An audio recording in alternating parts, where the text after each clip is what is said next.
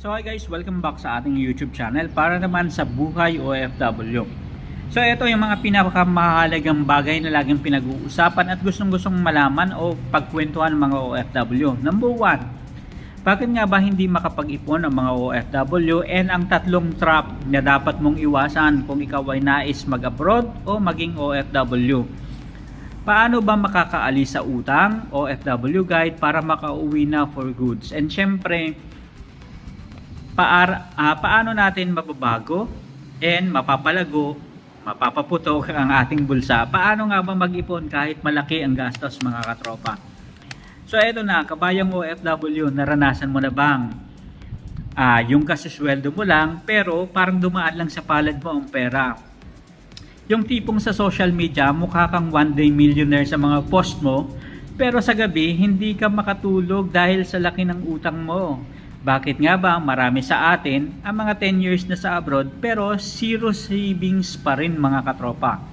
Sa bidyong ito, hihimay-himayin natin ang dalawang pinakamalaking kalaban ng inyong kinabukasan. Ito yung cycle of debt at lifestyle inflation, mga katropa. So dalawa, cycle of debt, paulit-ulit na utang, and lifestyle inflation. Ibig sabihin yung lifestyle mo pataas ng pataas na level. Ayan. Panoorin mo ito hanggang dulo dahil ibibigay ko ang tatlong hakbang para tuluyan ka ng makaalpas sa bitag na ito.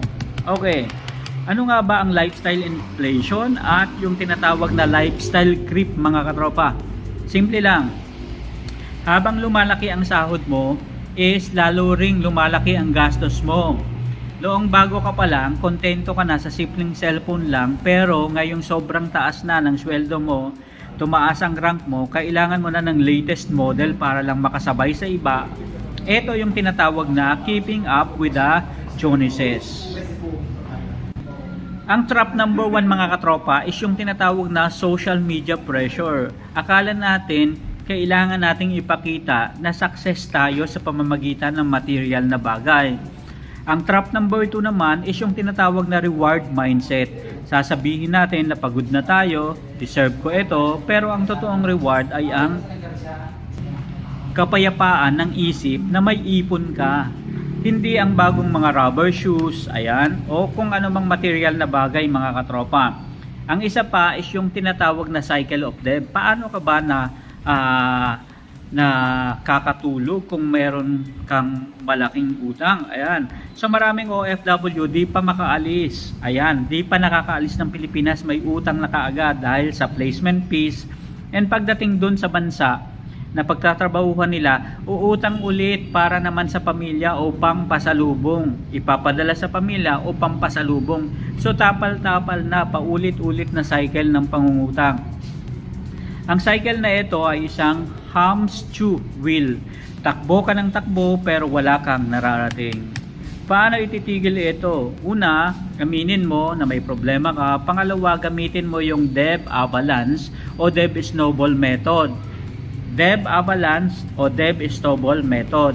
Unahin ang utang na may pinakamataas na interest gaya ng credit card, and dahil ito yung kumakain sa mga pinaghihirapan mong sweldo, mga katropa. Ito ang pinakamahirap sa parte, ang pamilya ng mga kabayan. Hindi ka masamang anak o masamang kapatid kung magsasabi ka na hindi sa mga hinihiling na mga kailangan nila, mga katropa.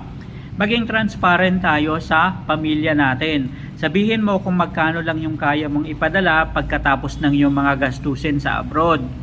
Huwag sobra-sobra, and wag mag-pretend na sobra-sobra yung kinikita natin.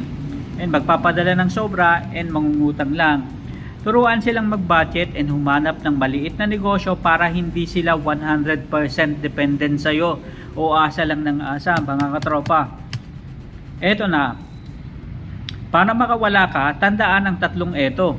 Ito yung tatlong tips, mga katropa. Number 1, mag-set ng fixed budget.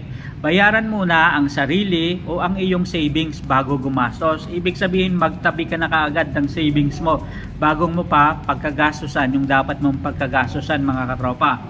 Ikalawa, Iwasan ang forma. Mas masarap sa pakiramdam ang may pag-ibig MP2 na ipon kaysa mamahaling gamit na nagde-depreciate lang naman ang value. Ibig sabihin long term bumaba yung value. So, number 3 naman mga katropa is maging tapat tayo sa pamilya. Ang tunay na pagmamahal ay paghahanda para sa kinabukasan nyo dito sa Pilipinas mga katropa.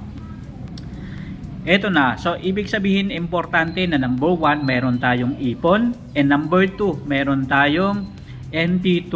Ayan, para at least dalawa yung ipon natin, ano. And maging transparent and tapat tayo sa pamilya kung magkano yung kinikita natin at kung ano lang yung kaya nating ipadala, yun lang mga katropa. Huwag na tayong mag-exist and give kung hindi naman talaga natin kaya kasi mababaon lang tayo sa utang.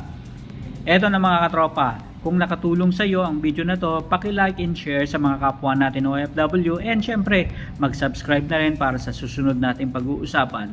Saan ba dapat mag-invest ang mga kapwa natin OFW? So hanggang sa muli mga katropa, maraming salamat. Ingat po kayo dyan.